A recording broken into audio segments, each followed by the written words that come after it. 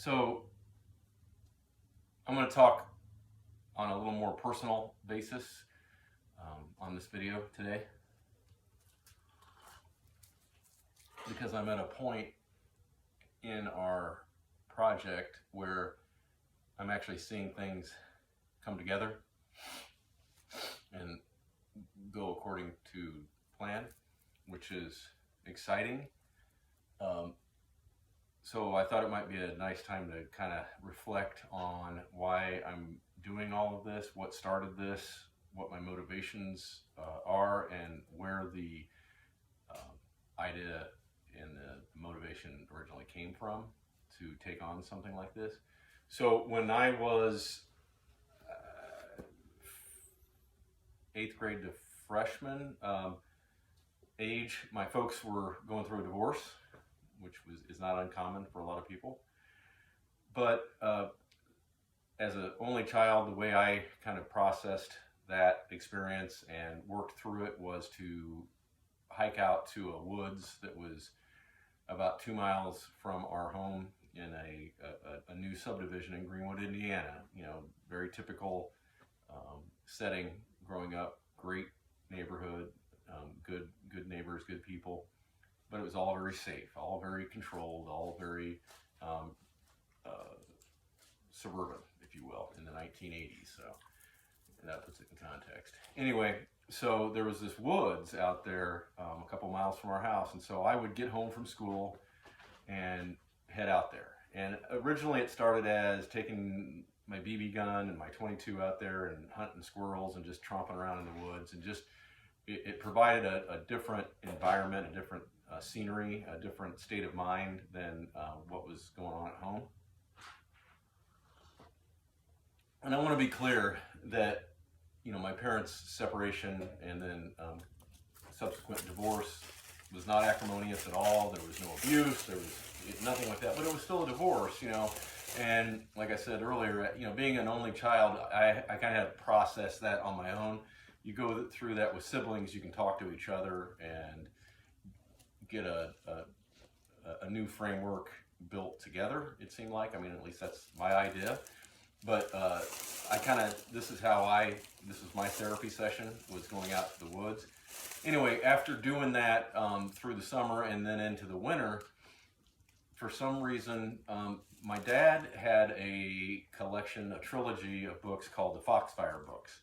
And so what these books are was a project that an English teacher down and I'm not sure, I think he was in North Carolina, in some little small community out in the sticks of North Carolina, and he was trying to teach these Appalachian rural kids about, you know, Homer and Cicero and try to make it relevant to them. It just wasn't working.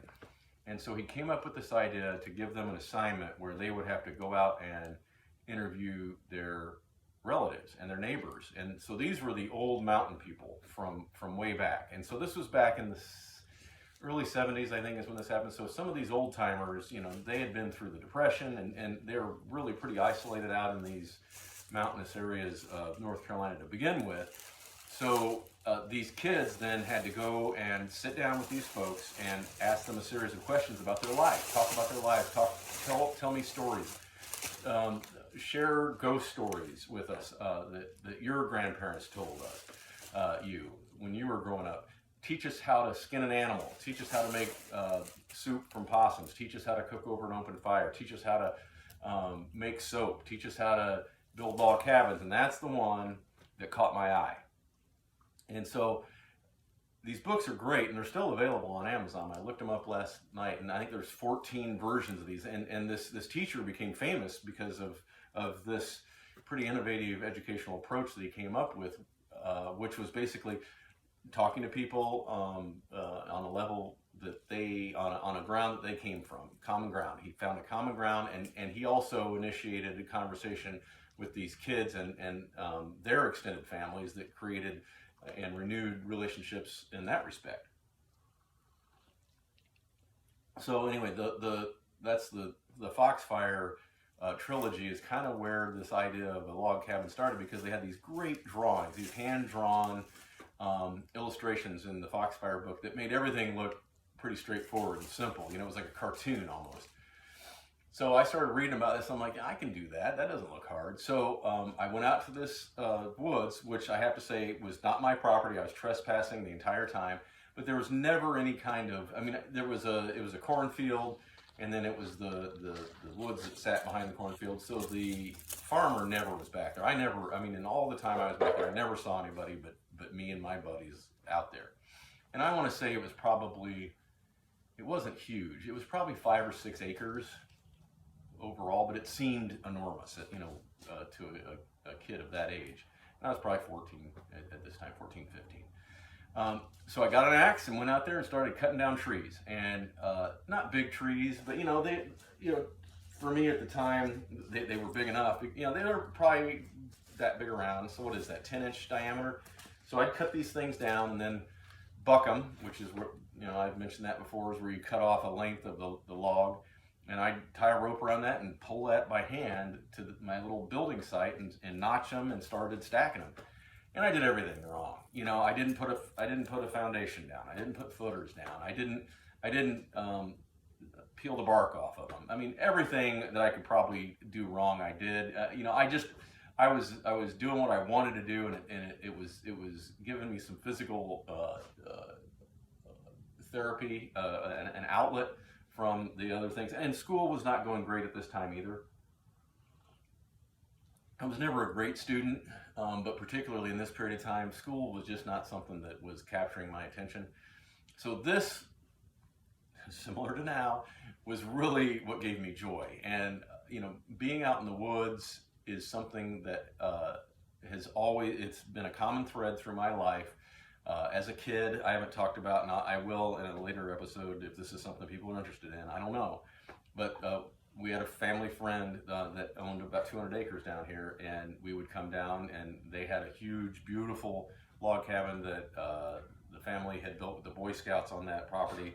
And, you know, I knew that's something that I had to have. I didn't know how, I didn't know when, but it made sense. You know, everything about that spoke to me. You know, being in a mall, going downtown, being in a suburban neighborhood, those are all great, but those were not something that spoke to me. They didn't ignite a passion in me to. So when I was in the woods, what I saw was opportunity for growth, opportunity to learn, opportunity to push myself. Everything about it spoke to me.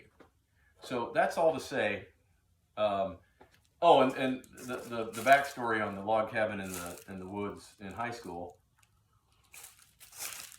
is that, so I'd worked on that with a couple of buddies through the winter, and we got it up to about, I want to say, you know, it was maybe 5-6 feet high.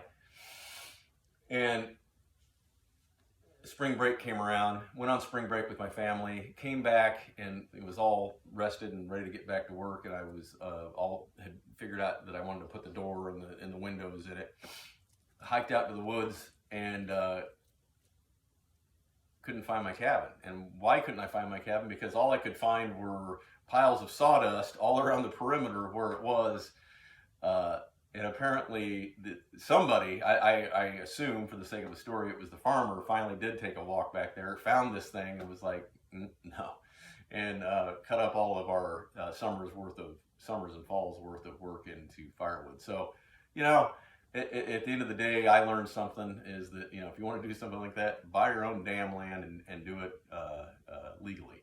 So that's what we're doing now. That gives you a little more full picture of the backstory of why somebody like me would want to do this.